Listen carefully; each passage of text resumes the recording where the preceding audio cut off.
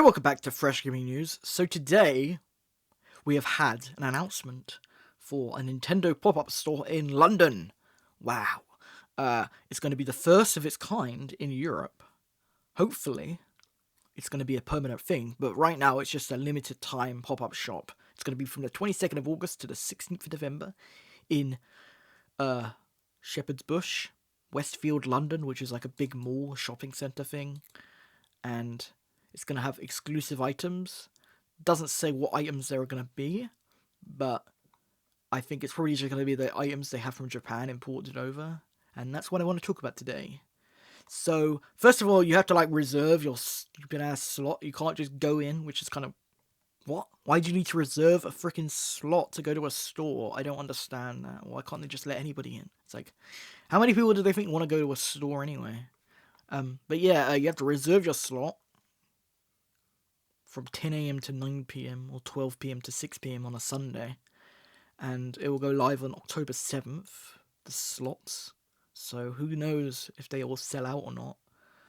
But considering how much the stuff in the online store costs, I don't think it's going to be worth going. Because I will show you why. So if we look at this, Legend of Zelda Rupee Pouch, £20. Now this is a direct import of a Japanese product from the Japan store. That is 2,000 yen, or 1,980. And yes, that is including tax. Because they don't include tax in this Nintendo store. They don't even let you do the VAT free thing in the store. Kinda sucks ass, but whatever. But yeah, there is about 200 odd pound to the yen. So you could just pretty much divide that by half and make it £10. Now, why would they be selling a thing they're already making profit on for twice as much as they are in Japan? Now, obviously, they have to import it and everything, and they have to ship it. But that should not be charging twice as much. It does not cost twice as much to import the same product. So I have a feeling they're just price gouging the fuck out of UK fans, and they should not be charging that much. Especially if they're shipping in bulk. And they could also just make the fucking product in the UK, and then they wouldn't have to charge for shipping anyway. How hard could this be to make in the UK? It's not that complicated of an item, really. It's just a bag. They do that for the plushies. They make them in America and the UK and stuff. They make European versions of those plushies. So why can't they do that for this?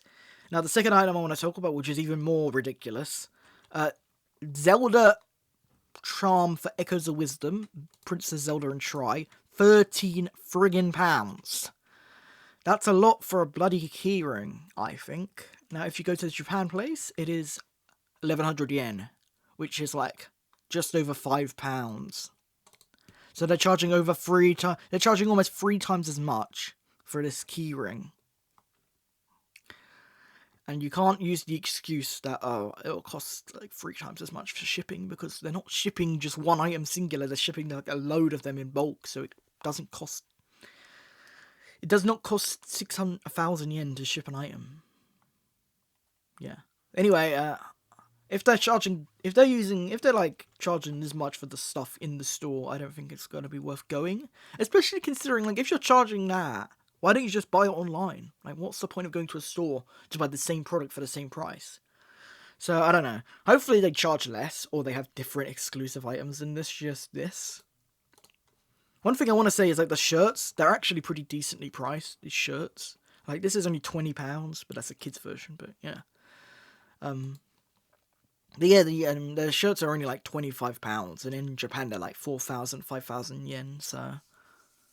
The shirts, for some reason, they're actually, not that different in price to Japan's version, so I don't know why that is, but, is it really cheap to ship shirts? But why would it be cheaper to ship shirts? Because shirts are probably bigger than a keyring? I don't get it.